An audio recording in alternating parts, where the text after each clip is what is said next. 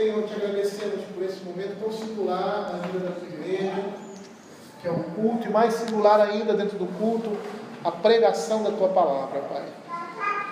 Que o Senhor possa falar aos nossos corações, através da leitura e exposição dela, e o que fizemos anteriormente ao lermos a tua palavra, que ela possa nos edificar, que ela possa nos mover, nos ensinar com os exemplos, ó Pai, e a ação do Espírito Santo na vida daqueles homens, para que possamos, ó Senhor Deus, seguir o seu exemplo e vivermos a vida cristã, Senhor Deus, a forma como o Senhor, ó Pai, se agrada. Tem misericórdia de nós, ó Senhor Deus, nos dá o devido entendimento da tua palavra, é o que nós pedimos, em nome de Jesus. Amém. Vamos abrir a palavra do Senhor em Provérbios capítulo 6, dando continuidade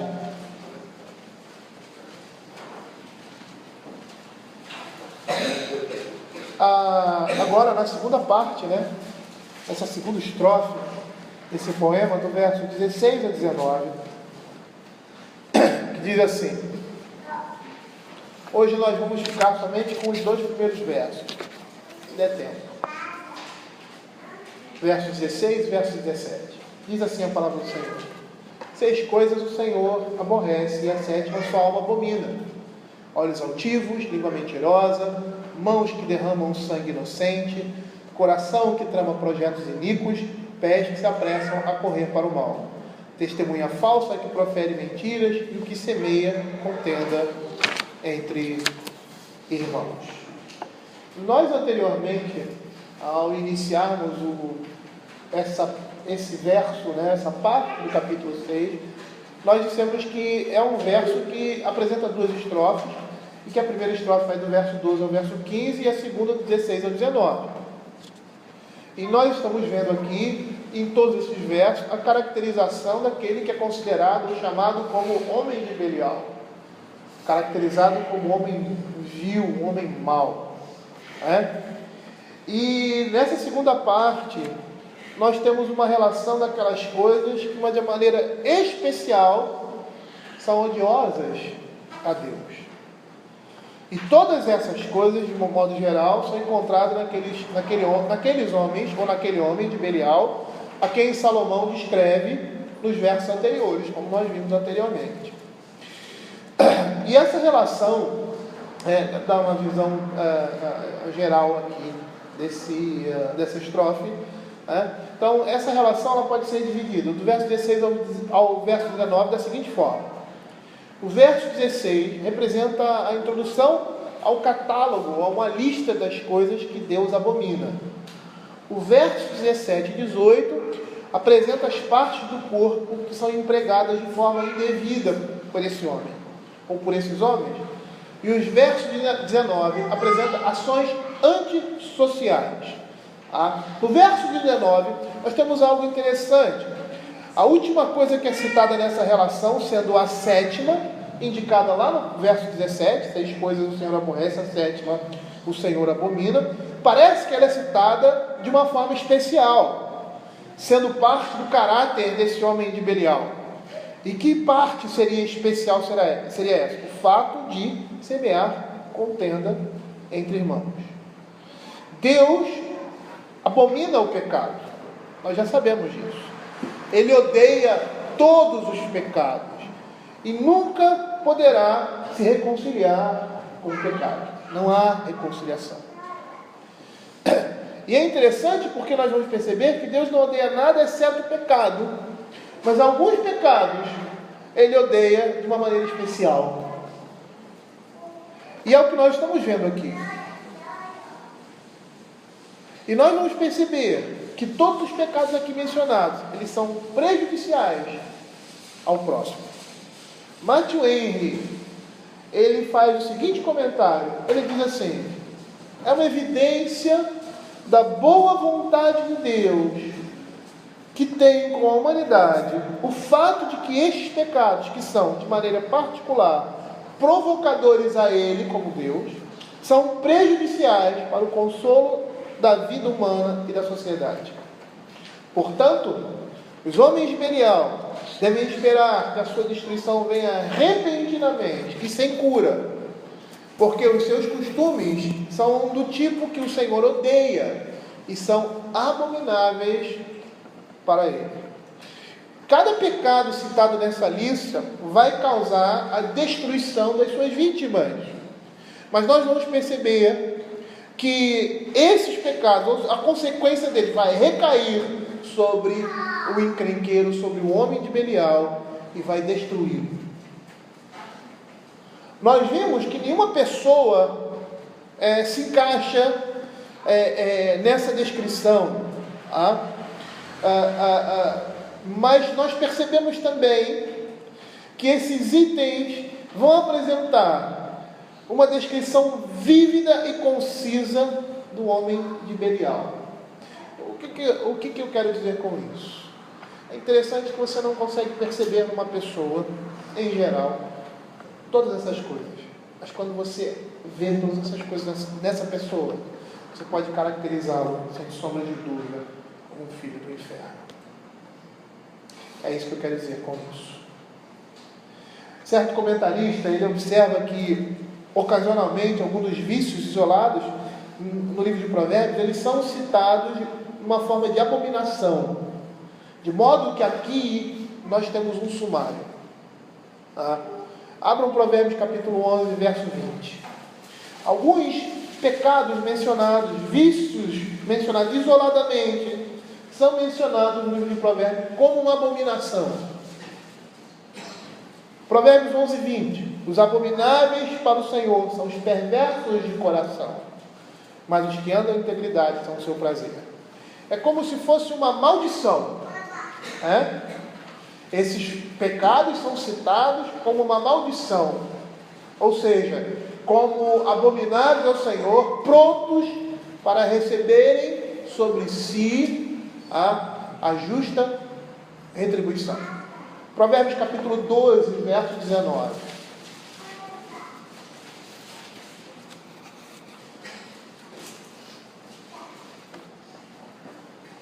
O lábio veraz permanece para sempre, mas a língua mentirosa, ela é destruída apenas um momento.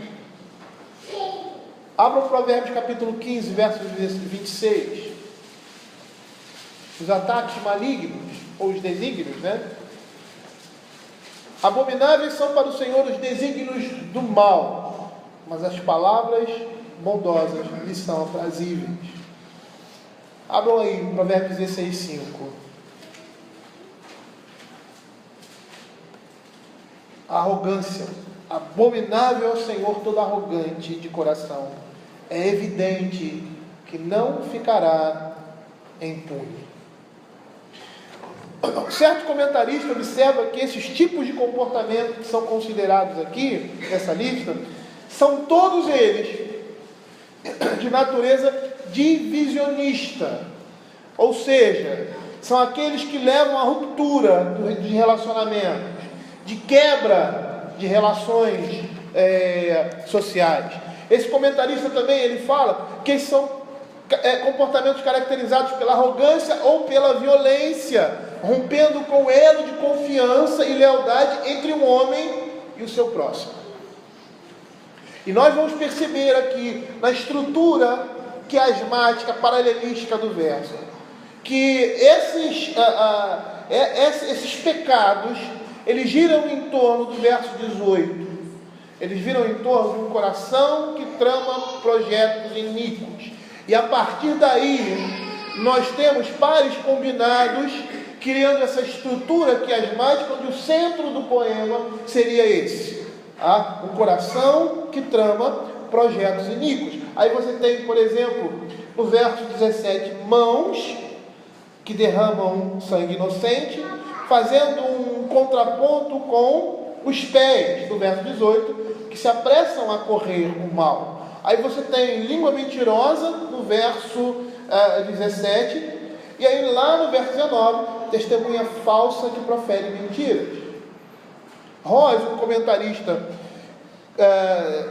do livro de Provérbios, contrasta esse decálogo, ou seja,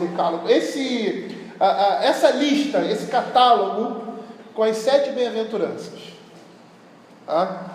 A primeira bem-aventurança contrasta com a primeira coisa odiada. Olhos altivos, ou seja, orgulho. E aí a primeira bem-aventurança, bem-aventurado o quê? Os humildes ou pobres de espírito. E a sétima aqui contrasta com a sétima bem-aventurança, lá em Mateus capítulo 5, verso 9. Tá? O que semeia contendo entre irmãos. Bem-aventurados pacificadores, porque serão chamados filhos de Deus. Se aqueles que são pacificadores, que unem, tá? E que são aqueles que desmontam conflitos, que faz com que duas pessoas que estejam em conflito ou em briga, ou sei lá, se unam, tá? É chamado de filho de Deus.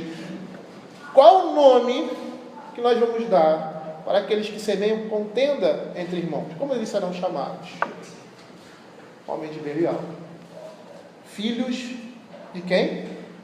Do inferno. Essa comparação está muito clara. Né? Antes de nós começarmos a exposição desses versos iniciais, eu gostaria de reproduzir um conselho de Matthew Henry ao fazer um comentário do Provérbios capítulo 6. Ele vai dizer assim, prestem bem atenção, aquelas coisas que Deus odeia não devem ser odiadas nos outros, devemos odiá-las em nós mesmos. Verso 16 diz assim: 6 coisas o Senhor abomina, o Senhor aborrece, e a sétima a sua alma abomina. Todas as vezes que essa palavra se refere a alguém que Deus odeia na Escritura, nós vamos perceber que é expresso o caráter ou a atividade das pessoas odiadas. A história da Escritura mostra isso. Por isso que nós falamos anteriormente, que a coisa que o Senhor odeia é o pecado. Não existe nada que o Senhor odeie além do pecado. E Ele nunca vai ter conciliação ou reconciliação com o pecado. Isso é impossível. Então, todas as vezes que a palavra de Deus mostra que Deus odeia um homem, Ele mostra por que Ele odeia aquele homem. E qual é o objetivo disso? O objetivo é mostrar que Deus não se opõe às pessoas simplesmente por serem pessoas, mas por serem pessoas pecadoras, afastando-se delas e trazendo sobre elas consequência dos seus erros. Eu poderia dar um exemplo da Escritura. Esaú é um exemplo. Abram Malaquias, capítulo 1, verso 3. Todos nós conhecemos a história de Esaú, e ele só é caracterizado na Escritura como um odiado por Deus a partir daquilo que ele faz, ou seja, a partir das suas obras. Olha que Malaquias capítulo 1, 13 vai dizer: porém, aborreci Esaú e fiz dos seus montes uma assolação e dei a sua herança aos chacais do deserto. Mas por quê que a Escritura diz isso? Se nós abrirmos Hebreus, capítulo 12, verso 16, a gente conhece a história de Esaú, né?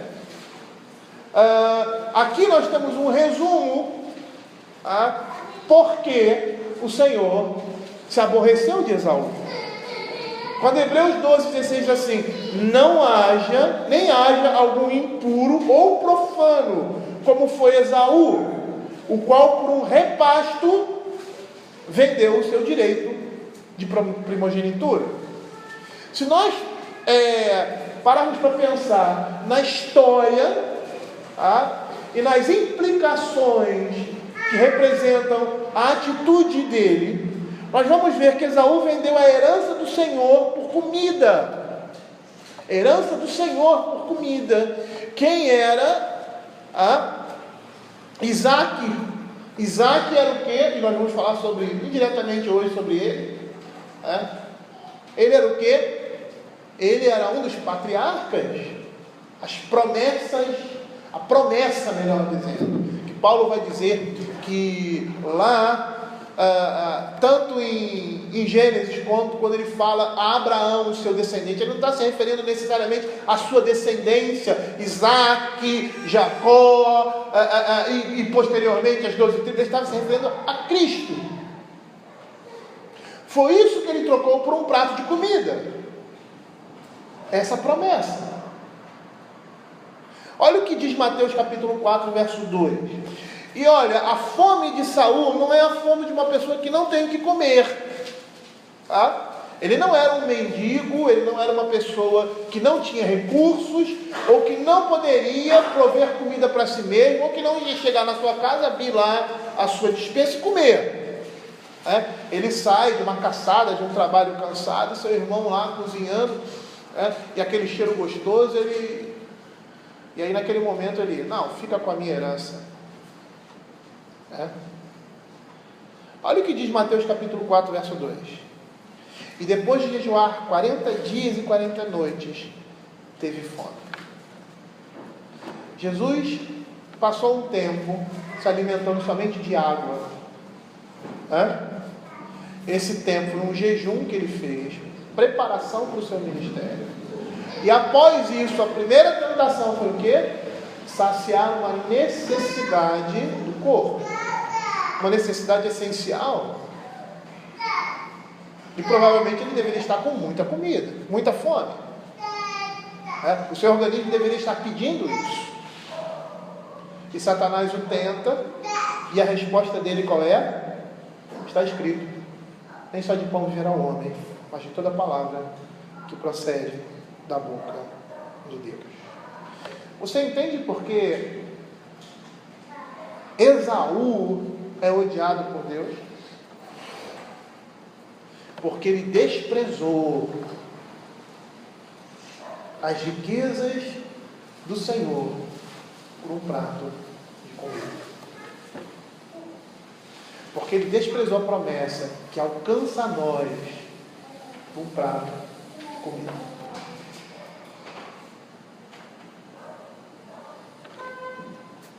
Como nós dissemos, toda vez que a palavra de Deus fala que o Senhor odeia o homem, ele mostra o motivo do seu ódio. Abram aí Salmo capítulo 5, versos 5 e 6. Aqui nesses versos nós vamos ver isso com mais clareza. Tudo junto. Os arrogantes não permanecerão à tua vista. Aborrece a todos que praticam a iniquidade, tu destrói os que proferem mentira. O Senhor abomina o sanguinário e ao fraudulento. Salmo capítulo 5, versos 5 e 6. Percebam que ele está mostrando, está dizendo que aborrece aquele homem. Mas por que ele aborrece aquele homem? Porque ele é arrogante, porque ele pratica a necessidade, porque ele é mentiroso, não porque ele é homem, mas por causa do pecado. Salmo capítulo 11, verso 5.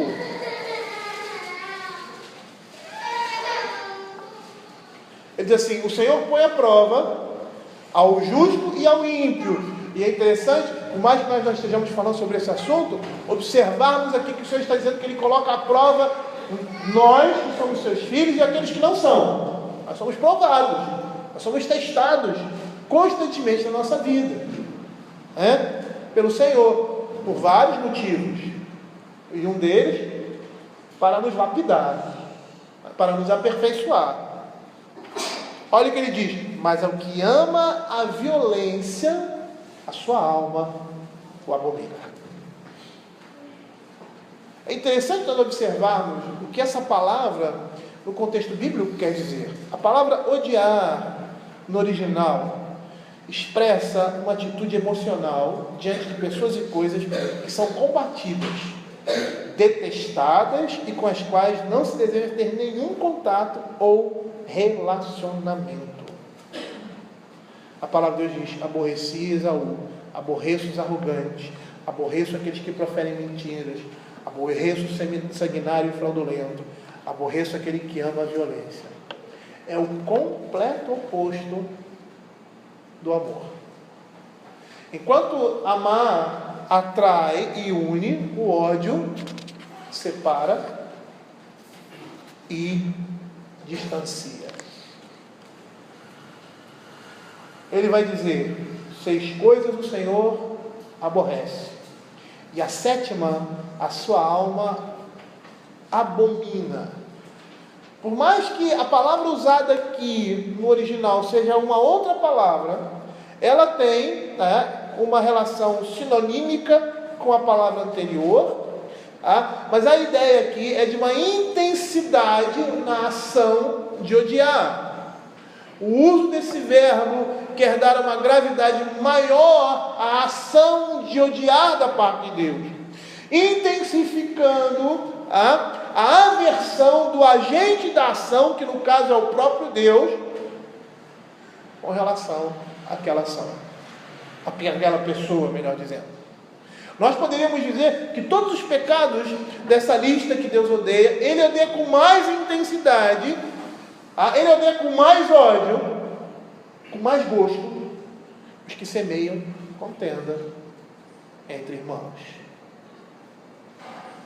Uma vez que essas características, elas são detestáveis para Deus, aquele que as possui será removido da sua presença benévola e entregue à perdição, sem que haja cura. O que significa essa expressão? Sem que haja cura, que nós vimos semana passada. Nenhum agente da parte de Deus, nenhum instrumento será capaz de remediar a calamidade inevitável que virá sobre esse homem, porque o juízo de Deus está sobre ele. Ainda que essa ligação do verso 16 e 15 seja uma ligação explícita, o que nós estamos vendo aqui é o juízo vindo da parte de Deus, pelo que a sua destruição virá repentinamente, subitamente será quebrantado, sem que haja cura. 6 coisas o Senhor aborrece, a 7ª o Senhor abomina. Você percebe que ela não é tão clara assim, né? Isso que é explícita? Não é tão clara assim, ela não é tão explícita assim. Mas há essa ligação, é esse o entendimento que se tem com a relação desses 2 versos. Ou seja, que o Senhor, que abomina e aborrece essas coisas, trará sobre esses homens, ou sobre aqueles que vivem dessa forma, o seu juízo, sem que haja cura, sem reparação. É isso que a Escritura está dizendo. E por mais que essa ligação aqui é clara, né? Mas não é tão explícita assim, né? Mas nós temos lá em Miqueias, capítulo 2, verso 1 e 3, essa ligação mais explícita, do juízo da parte de Deus por causa dos pecados daqueles que cometem essas coisas. Olha o que diz Miqueias, capítulo 2, versos 1 a 3. Ai daqueles que no seu leito imaginam a iniquidade e maquinam o mal. À luz da alva o praticam, porque o poder está em suas mãos. Se cobiçam campos, os arrebatam. Se casas, as tomam. Assim fazem violência a um homem e a sua casa, a uma pessoa e a sua herança. Portanto, assim diz o Senhor: eis que projeto mal contra esta família, do qual não tirareis a vossa serviço e não andareis altivamente, porque o tempo será mau. A iniquidade é totalmente incompatível com o santo ou com a santidade. E é isso que Provérbios capítulo 9, verso 10 vai nos dar a entender, quando diz: o temor do Senhor é o princípio da sabedoria. Nós vimos isso no início da exposição de Provérbios há um ano atrás. E o conhecimento do santo é a prudência. A iniquidade é incompatível com a nossa natureza renovada e transformada. E aí, depois dessa introdução tão contundente, ele começa a listar alguns comportamentos que ele classifica como odiosos aos olhos do Senhor, Está no seu ápice, lá no verso 19. Olhos altivos, língua mentirosa, mãos que derramam sangue inocente. Olhos altivos é interessante, ou olhos arrogantes, literalmente significa olhos que se exaltam, ou seja, olhos que se levantam. Tá? Isso é muito comum em palavras do grego, hebraico, latim, palavras antigas, se expressar ou denominar um substantivo, uma palavra, um adjetivo, né, por um comportamento. Nós chamamos orgulhosos, altivo. Altivo é aquele que se exalta. Olhos altivos, ou orgulhoso é aquele que levanta os olhos. Essa é a ideia. Uma ideia de prepotência. Essa é a descrição metafórica desse adjetivo. E é interessante, porque da mesma forma que nas bem-aventuranças, a primeira coisa que caracteriza o discípulo de Cristo é a humildade. A primeira coisa que caracteriza o filho do diabo é o orgulho, a arrogância. Esse vocábulo significa isso: orgulho, arrogância. E o que é arrogância? Arrogância é a qualidade ou caráter de quem, por suposta superioridade moral, social, intelectual ou de comportamento, assume uma atitude prepotente ou de desprezo com relação a uma outra pessoa. Ou seja, o orgulho, por sua vez, é aquele que desvaloriza e reage com desprezo àquelas pessoas que você não considera que estão à sua altura.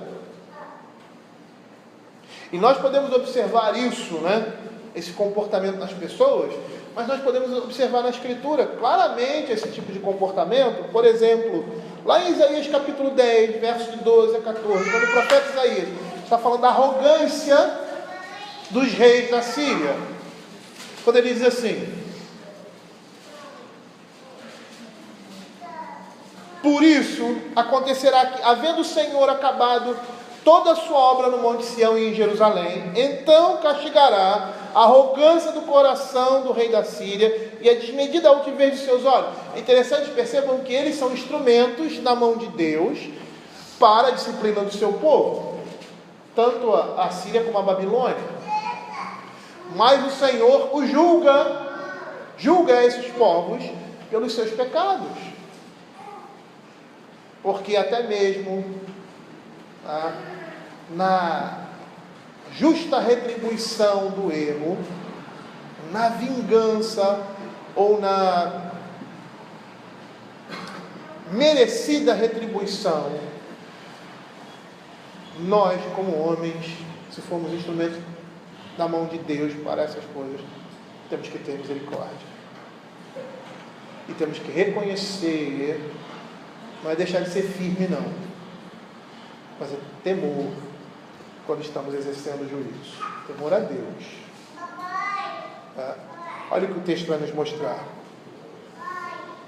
Por isso acontecerá que, havendo o Senhor acabado toda a sua obra no Monte Sião e em Jerusalém, então castigará a arrogância do coração do rei da Síria e a desmedida altivez dos seus olhos, porquanto o rei disse: com o poder da minha mão fiz isso, e com a minha sabedoria, porque sou inteligente, removi os limites dos povos, roubei os seus tesouros, e como valente abati os que se assentavam em tronos, meti a mão nas riquezas dos povos, como um ninho, e como se ajuntam os ovos abandonados, assim ajuntei toda a terra, e não houve quem movesse a asa, ou abrisse a boca, ou piasse. É interessante que nós vamos perceber que essas pessoas arrogantes, aqueles que são arrogantes, são orgulhosos, que têm olhos altivos, eles vão manifestar uma negação da autoridade de Deus e uma desconsideração pelo direito dos humanos, pelo direito dos outros. E é isso que a gente vê na Escritura, lá em Jó. Abram aí, Jó, capítulo 21.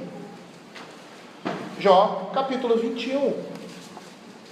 Por isso esse pecado é é tão abominável.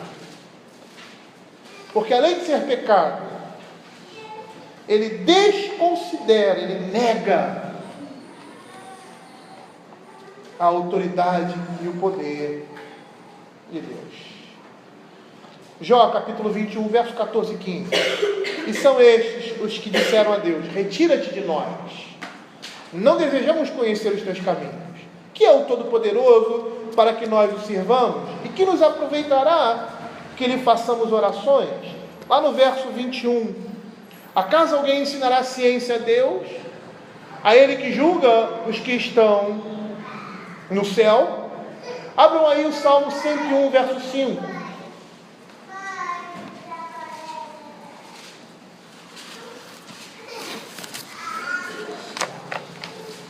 Desprezo com relação a Deus, desprezo com relação ao próximo, ao que as ocultas caluniem o próximo, a esse instruirei, a quem tem olhar altivo e coração soberbo, não o suportarei. E Isaías capítulo 2, verso de 11 a 17.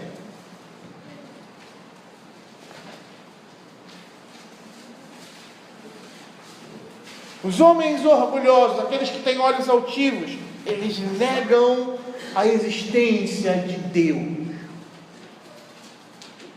Não no sentido próprio da palavra, no sentido de serem ateus, mas no sentido de não aceitarem a sua autoridade, negarem a sua autoridade, desconsiderarem, desprezarem as obras de Deus, o seu poder, a sua ação e a sua autoridade. Olhos altivos, os homens serão abatidos, e a sua altivez será humilhada. Só o Senhor será exaltado naquele dia, porque o dia do Senhor dos Exércitos será contra todo soberbo e altivo, e contra todo aquele que se exalta para que seja abatido. A arrogância do homem será abatida, e a sua altivez será humilhada. Só o Senhor será exaltado naquele dia. Percebam, porque muitas vezes nós somos espizinhados na mão do Senhor. E a própria palavra de Deus fala isso lá em 1 Coríntios, né? Que o Senhor disciplina o seu povo para eles não serem destruídos com o mundo. Porque o nosso orgulho às vezes precisa ser esvaziado completamente. E aí a gente precisa ser pisado, como se pisa uvas, para transformar em suco de uva, ou seja, em vinho.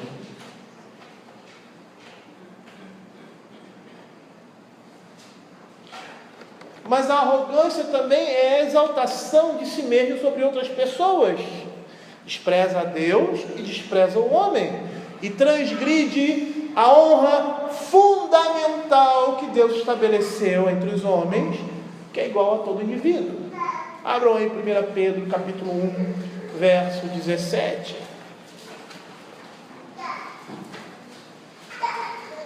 Olha o que a Escritura vai dizer: tratai todos com honra, amai os irmãos, honrai o rei. Por isso que Provérbios capítulo 8, verso 13 vai dizer: o temor do Senhor consiste em aborrecer o mal, a soberba, a arrogância, o mau caminho e a boca perversa. Eu os aborreço. A Escritura nos diz claramente que o Senhor vai humilhar o orgulhoso, aquele que se orgulha, ele vai cair no seu próprio pecado, porque aquele que se orgulha, aquele que é orgulhoso, pisa e humilha os outros. E o que Deus vai fazer com ele? Vai lhe dar do mesmo remédio, só que agora na mão dele.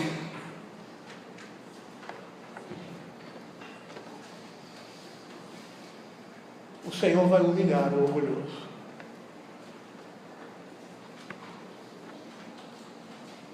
O Senhor vai humilhar aqueles que se colocam acima de outros e tratam os outros de forma arrogante. É isso que a Escritura vai fazer. Agora, percebam uma coisa. Quando você vê um mal como esse no seu filho, você olha, aí você vê, você se enche de ira. Eu acho que você já foi pai, né? Alguns já foram pais, outros serão. Você se enche de ira, e às vezes até você perde a cabeça. E aí tem o pecado da nossa parte. Deus é um Deus santo. Mas imagine você vendo isso naquele que não é seu filho. Será que você vai ter, por mais que você se ire com o seu filho, às vezes até você perde a cabeça? Com aquele que não são filhos, você tem a mesma paciência? Não. Você não tem a mesma paciência. E ainda mais se é uma pessoa que você desgosta, que você já tem uma aversão, a sua ira se torna até maior. Isso é natural nos homens. É pecaminoso, mas é natural. Paralelo com isso, com relação a Deus, Deus não é um homem que peque, é um homem de pecado. Ele é justiça. Mas é muito semelhante a isso. Por quê? Porque aos filhos ele traz um juízo que é reparador. Ele traz uma disciplina que é reparadora. Aqueles que não são filhos, ele traz destruição. Ele traz um juízo que é destruidor na vida dos homens. É isso que a Escritura vai dizer. É dessa forma que Deus vai tratar o orgulhoso. Ele vai humilhá-lo. Salmo capítulo 18, verso 27. Diz assim: porque tu salvas o povo humilde, mas os olhos altivos, tu os abates. Abram Provérbios 29, 23. Olha o que a palavra de Deus vai dizer. A soberba do homem o abaterá, mas o humilde de espírito obterá honra. Nós já abrimos esse texto, Isaías capítulo 2, verso 11. Os olhos altivos dos homens serão abatidos, e a sua altivez será humilhada. Só o Senhor será exaltado naquele dia. Isaías capítulo 13, verso 11. Castigarei o mundo por causa da sua maldade, e os perversos por causa da sua iniquidade. Farei cessar a arrogância dos atrevidos, e abaterei a soberba dos violentos. A Escritura diz que o Senhor vai humilhar o orgulhoso, vai lhe dar do seu próprio remédio. Genser, comentarista do Velho Testamento, ele acredita que essa característica é colocada logo no início desse catálogo das abominações, porque nenhum vício se opõe mais claramente à sabedoria de Deus e ao temor de Deus do que o orgulho. E foi os dois textos que nós lemos anteriormente. No Salmo 101, 5, ao que as ocultas calunia o próximo, a isso instruirei, e o que tem olhar altivo e coração soberbo não suportarei. E Isaías capítulo 2, versos de 11 a 17. Os olhos altivos dos homens serão abatidos, a sua altivez será humilhada, só o Senhor será exaltado naquele dia.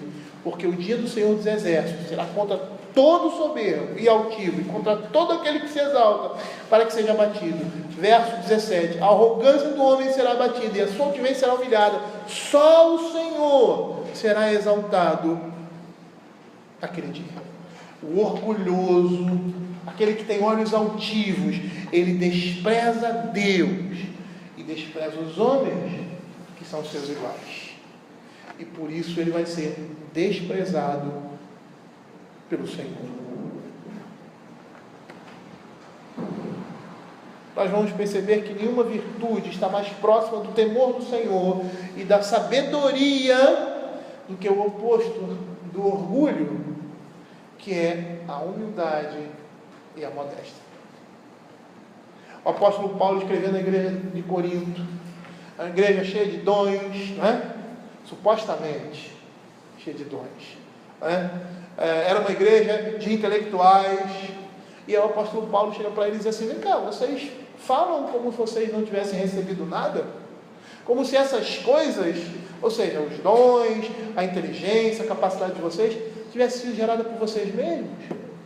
É como se ele estivesse dizendo: vocês esquecem de onde vêm essas coisas, qual é a origem da inteligência, da capacidade, e principalmente das coisas que são espirituais. Em nós, a origem está em Deus. Então não existe lugar para orgulho, arrogância ou altivez no meio do povo de Deus. Você pode olhar para isso e dizer assim: às vezes nós não temos esse tipo de caráter em nós. Existem pessoas que são orgulhosas, crentes, e que precisam tratar isso na sua vida. E Deus trata isso na nossa vida. O orgulho é um pecado que todos nós temos. Mas existem algumas pessoas que podem ser caracterizadas dessa forma. E o que nós precisamos entender com isso? Nós precisamos perceber que por mais que você não seja uma pessoa que tem um caráter assim, que não tenha sido ensinado assim, ou que não tenha sido forjado, ou já nasceu forjado nesse caráter, nessa característica, você tem esse tipo de pecado. E muitas vezes nós nos sentimos, às vezes, superiores, mas nós precisamos saber que isso é abominável diante do Senhor. Não é porque você é mais bonito, como eu, do que outras pessoas, que você vai se vangloriar. Mas porque a beleza que você tem não depende de você. Beleza é uma coisa muito relativa. Você pode ser uma pessoa muito competente, muito inteligente, não faz tudo. Eu não vou nem citar nome aqui. Mas nem por isso você pode se achar melhor do que ninguém. Porque aquilo que nós temos é para servir aos outros. Olha que interessante. Aquilo que existe de melhor em nós e que nos faz sobressair, nos coloca numa condição de servos.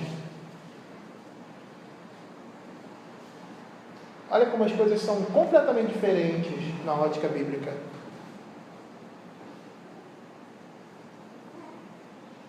Não existe espaço para isso no meio do povo de Deus. Por mais que você não tenha um caráter orgulhoso, mas você seja orgulhoso com relação aos seus estudos, ou com os bens que você tem,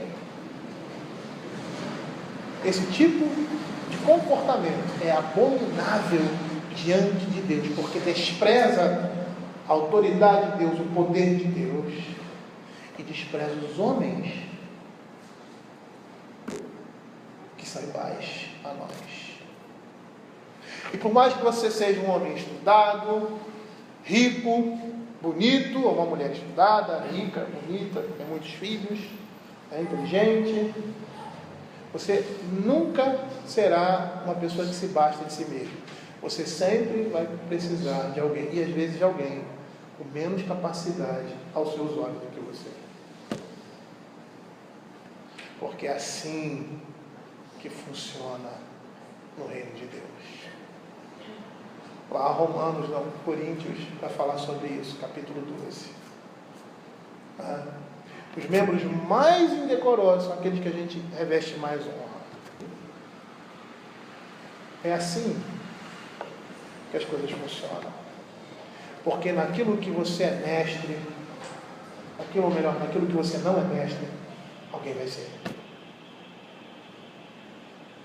Por quê? Porque todos somos iguais diante do Senhor.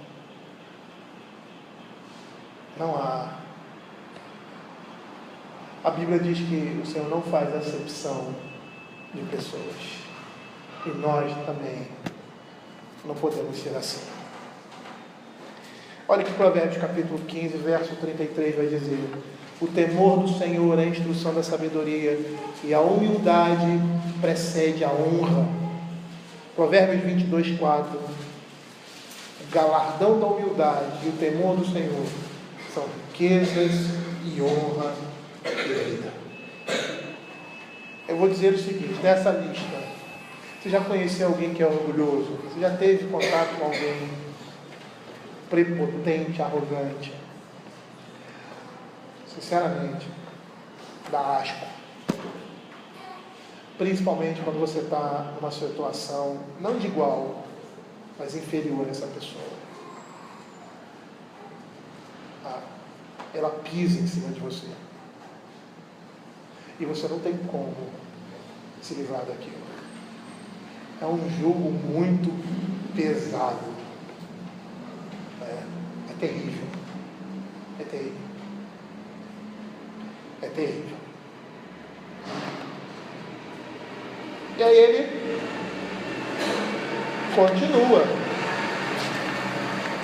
Ele diz: olhos altivos, é o primeiro da lista. Aí o segundo: língua mentirosa e mãos que derramam sangue inocente. Então vamos perceber que está uma tríade aí que está junta, ligada, uma coisa puxa a outra. Depois de um olhar orgulhoso, nada é mais abominável para Deus que uma língua mentirosa, onde há falsidade, onde há fraude e dissimulação. É essa o sentido aí. Salomão aqui quer se referir à falsidade agressiva que visa prejudicar ao outro, a infidelidade e a deslealdade, mesmo que resultante apenas de palavras. Por quê? Porque nada mais é sagrado do que a verdade, e nada mais é necessário para a conduta de alguém do que dizer a verdade. Deus e todos os homens de bem detestam e abominam a mentira. A pior coisa que pode existir é uma pessoa mentirosa. Não se engane, pequenas mentiras são só a ponta de um iceberg.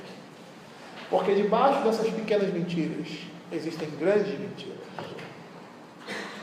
E como é difícil você lidar com um filho, com uma esposa, com um amigo, com irmãos em Cristo, que são mentirosos.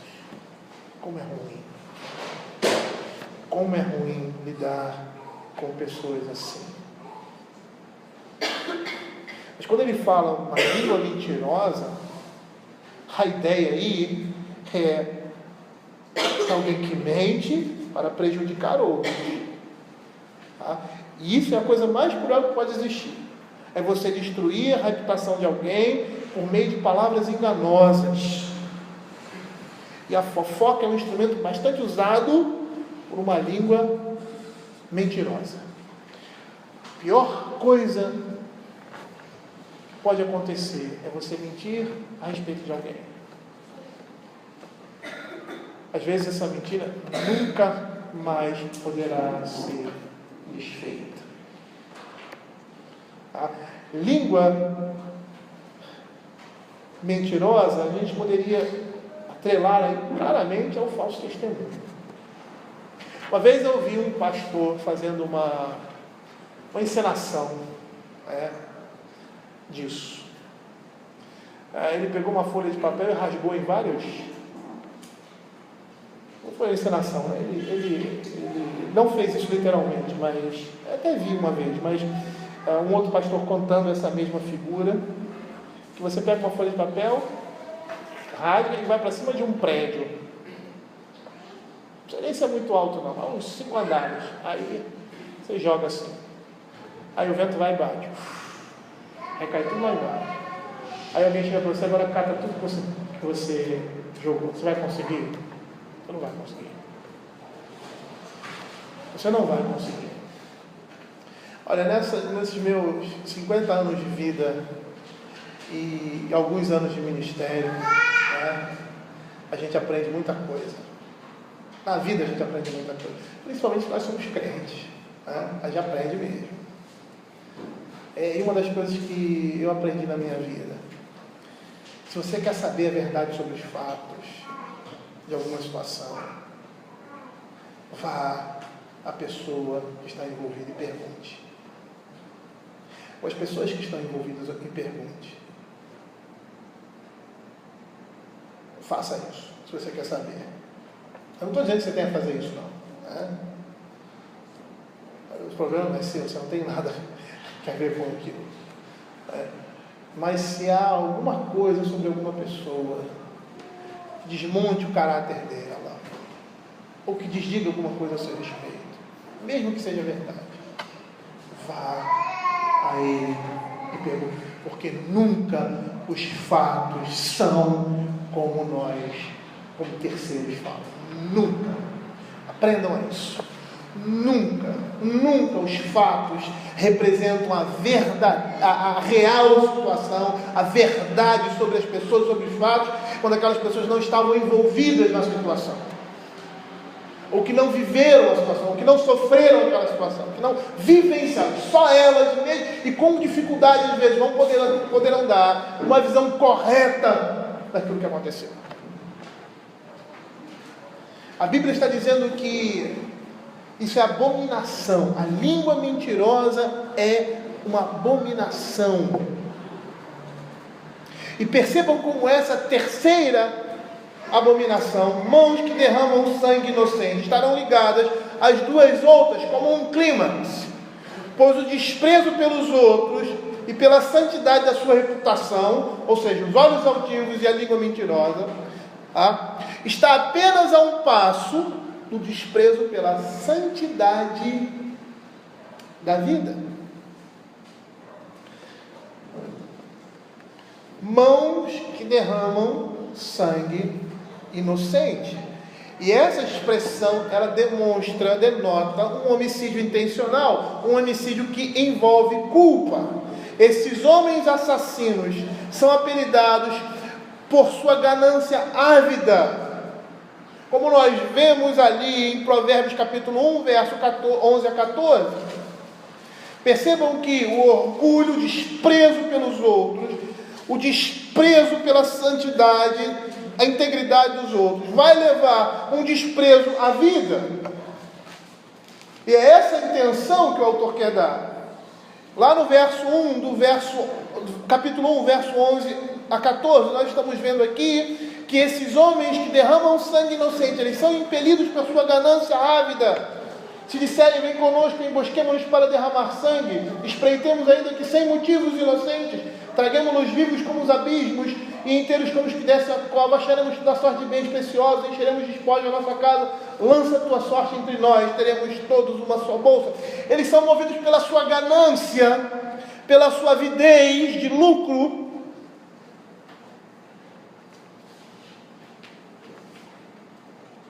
Como nós vemos lá em Ezequiel, capítulo 22, verso 27, que diz que Manassés derramou muitíssimo sangue inocente, até encher Jerusalém de um ao outro extremo, afora o que fez o seu pecado, que fez pecar a Judá, praticando o que era mal perante os olhos do Senhor. Desculpa, esse é 2 Reis, capítulo 21, 16. Em 2 Reis, em Ezequiel 22, 27, a Bíblia diz assim: seus príncipes no meio dela são como lobos que arrebatam a pesa para derramarem sangue, para destruírem as almas e ganharem lucro desonesto. Ou seja, é a avidez pela ganância que leva os homens a derramar sangue inocente. Nós ficamos sabendo que muitas pessoas se mataram por causa do que aconteceu no nosso país ali. Como, por exemplo, lá com Perge ali. Eu escutei histórias de pessoas que tiraram a sua vida. E por quê? Porque outros foram gananciosos. E hoje a população, de uma maneira geral, está padecendo uma situação, por quê? Como essa. Por quê? Pela ganância de homens como os que nós temos aí. Temos visto. Mas sabe o que a Escritura diz? Que eles serão punidos. E é por essas coisas que nós temos que chorar.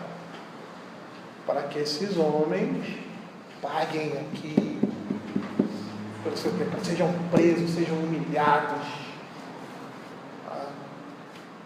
as suas vergonhas sejam expostas, porque são homens de Belial, como aquele miserável do Lula e seus comparsas. E muitos outros aí que eu não vou citar o nome, porque senão nossa pregação vai ficar só nisso. Esses homens são impelidos por sua ganância. Enquanto os piedosos usam os bens para ajudar outras pessoas, os avarentos amam as coisas e usam as pessoas. O diabo é caracterizado dessa forma, como mentiroso e homicida. Jesus falando aos fariseus, lá em João capítulo 8, 44, ele diz que eles são filhos do diabo porque eles mentiam. E aí ele diz assim: vós sois do diabo, que é vosso pai, e quereis satisfazer os desejos. Ele foi homicida desde o princípio, jamais se firmou na verdade, porque nele não há verdade. Quando ele profere mentira, fala do que ele é próprio, porque é mentiroso e pai da mentira. Por que ele é chamado de homicida desde o princípio? Porque a morte veio por causa dele, a todo o gênero humano. A responsabilidade é do homem, mas foi por causa de Satanás, por causa do diabo, que é o homicida de todos os homicidas e pai de todos os homicidas, porque ele intentou a destruição de toda a humanidade.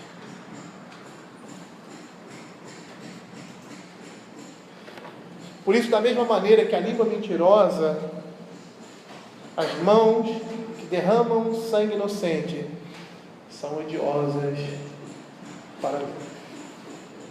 Ontem eu estava vendo um programa, um documentário, a pior coisa que existe numa sociedade, no mundo, é você condenar alguém que não teve culpa. A Escritura vai dizer: ai daqueles que justificam o ímpio e condenam o justo. Nós vimos um documentário em que um homem ficou preso por 18 anos. Na época era um jovem de 17 anos. Ele foi acusado injustamente pela morte dos pais, em que não havia nenhum subsídio para se provar, até mesmo na confissão dele, porque ele foi obrigado a confessar. Me lembra aquela piadinha dos policiais, que o Rodrigo de vez em quando conta, do coelho. Foi obrigado, praticamente, a confessar o crime. E a sua confissão não batia em nada com o que tinha acontecido. Mas por causa da ganância, tudo está envolvido. Impiedade dos homens, num conluio entre detetives, juízes, tribunal, promotores. Aquele homem, aquele rapaz, passou 18 anos preso por um crime que não cometeu, e 18 anos sendo difamado, e o seu comportamento em dúvida. E até hoje provavelmente existem pessoas que podem até duvidar da inocência dele. A pior coisa que existe é você derramar sangue inocente. Por isso que essas coisas são odiadas da parte de Deus. Por quê? Porque nelas nós temos a imagem de quem? Elas servem aos propósitos destruidores de quem? Do diabo.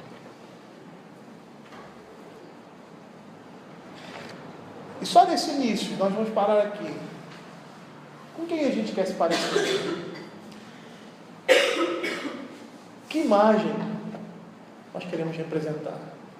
Quando as pessoas olham para nós, o que é que nós esperamos que elas vejam? A imagem de Cristo? As nossas ações? Sejamos reconhecidos como filhos de Deus? Ou como o quê? Ou como homens de Belial? Quando a Escritura nos mostra isso, nos adverte, ela faz como ali Paulo fazia, não vos engane com palavras vãs, porque por essas coisas vêm de Deus. Mas vocês não andam, vocês eram trevas, agora vocês não são luz. Andai como filhos da luz. Essas exortações servem, essas palavras duras da parte de Deus, para nós despertarmos para essas coisas e não sermos confundidos com o mundo. Não sermos confundidos com o mundo. Quando o juízo veio ali no meio do povo do Egito, o que diferenciava o povo de Egito do povo de Deus? Não é que o anjo fosse cego, né? Mas o que diferenciava? E aí, nessa descrição narrativa, a gente vê a justiça de Deus. O que diferenciava o judeu do egípcio? Qual era a diferença? Uma. Era a nacionalidade deles? Era o sangue. A única coisa que diferenciava era o sangue colocado na porta. Isso é bastante emblemático. Por quê? Porque aqueles que não tinham sangue, seus primogênitos vão morrer. Então, querido, não é você. Lembre disso. É o sangue de Cristo. É o sangue de Cristo. Vamos orar.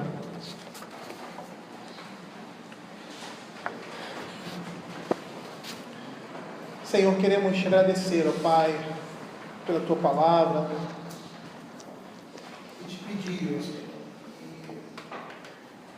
que esse sangue esteja cobrindo sempre as nossas vidas, ó Senhor. Como nós precisamos, ó Pai, sermos lembrados que não somos desse mundo, não podemos participar das coisas desse mundo. E porque somos constantemente lembrados, porque temos a mesma essência e a mesma natureza de todo homem. Que o Senhor, ó Pai, esteja verificando as nossas almas, o Senhor Deus, o nosso coração. Cada dia fica tão mais difícil vivermos uma vida de santidade, Senhor. E que o Senhor esteja nos protegendo e nos guardando, Pai, para o seu reino eterno. É o que nós pedimos, em nome de Jesus.